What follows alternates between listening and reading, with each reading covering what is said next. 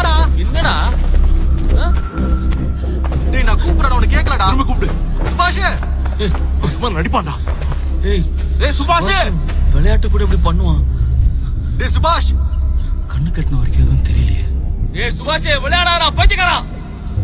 நம்ம எல்லாம் என்ஜாய் பண்ண பாஷ். மனிதர் உணர்ந்து கொள்ள இது மனித காதல் அல்ல, அதையும் தாண்டி புனிதமான